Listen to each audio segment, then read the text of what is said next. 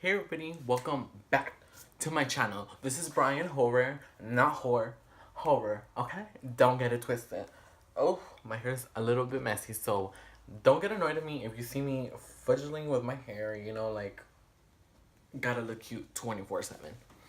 So, you're wondering why you clicked on this video. And I'm here to answer your question, of course. So you clicked on my video because you want to know what it's like to work at Starbucks. Yeah! The best place in the world to get quality coffee for a not so decent amount of price. And I'm not trying to hate by saying that, okay, as a disclaimer, I love Starbucks. I work there and I enjoy working there, okay? And I appreciate working there. So, you guys are wondering what it's like to work at Starbucks, and I have a list that I have composed to explain to you all what it's really like, okay? From a barista perspective. Perspection? Perspective! Did you just ignore that, okay? From a barista perspective. So I made like a little bit of a list, because I wanted to be a little bit organized on this video for today and just,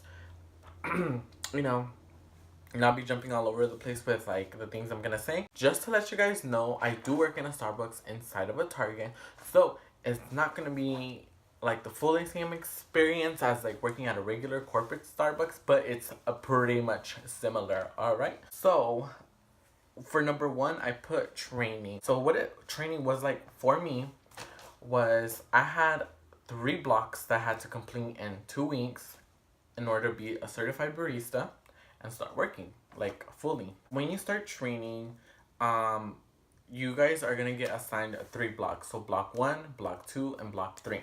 So in between all these blocks, you're gonna learn the drinks. So you're gonna have a certain amount of time, so like a few days, and then you're gonna get an assessment, and then if you pass, then you move on to the next block.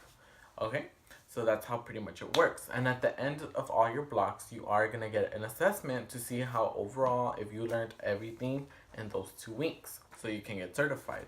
In block 1, what I wrote down is that what I learned to make in block 1, the first things that we ever got taught are how to make the lattes and the cappuccinos. So the lattes and the cappuccinos are pretty much gonna be your like the base, okay, of Starbucks. So if you know how to make those drinks by heart, you're gonna be successful at Starbucks, is what I'm trying to say. Because pretty much, if you, like, the way I think about it, every drink at Starbucks is pretty much the base, only like other elements are added into it to make it a different drink. But it's pretty much, at the end of the day, if you take away everything, all those elements that you just put in, it's gonna be the base. And no, it's not all about the base, okay? But before anything, I actually forgot to mention that you are going to learn how to steam milk. There are 5 steps to steaming the milk. So in block 2, what you're going to learn is how to make frappuccinos, and you're going to start learning how to make teas. Teas are usually going to be last. Honestly, there's no hard part in Starbucks. I guess for me, maybe the hardest part was probably being at the register. That's pretty much it. But making the drinks wasn't really that hard for me. So for block 2, you are going to learn how to make frappuccinos, and you are going to learn how to make the teas, which they're pretty easy. You guys do not have to be scared on the cups of the frappuccino cup and like the tea shaker. You are going to be okay because they all have measurements of what size gets how much a quantity of this, and it's there for you. You will not be struggling, okay? And frappuccinos, so you get like the stickers. There's like 5 stickers that are going to be on the counter, and it tells you the step of how to make the frappuccino and how many pumps to put in it. So you don't have to worry about like frappuccinos and teas. Those are pretty much going to be like the easiest drinks for you to make, you guys. So the next block is going to be obviously block 3, which is going to be your last block before you get certified into a barista. But let me explain to you. Block 3 is a little bit confusing. You don't learn any more new drinks in block 3. You pretty much just learn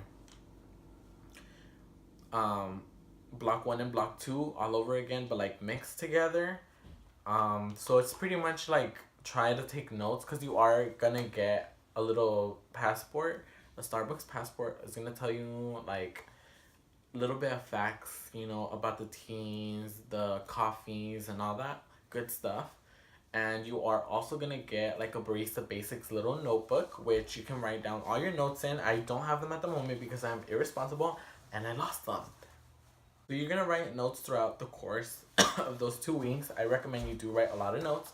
You'll get everything down. Nothing too excessive. The thing about Block 3, after you took your Assessment 1 and Assessment 2 to pass Block 1 and 2, after Block 3, you are gonna take your certification to become a barista.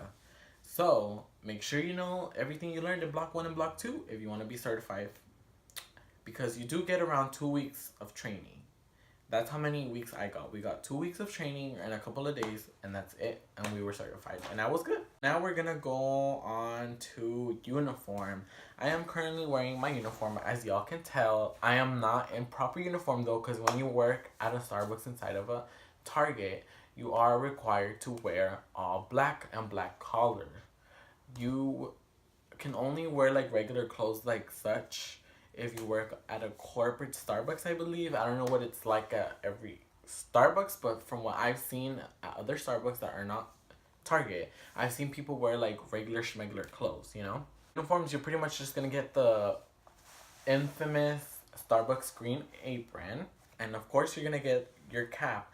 I am currently not wearing my cap because I just didn't feel like wearing it today, but usually you get a cap.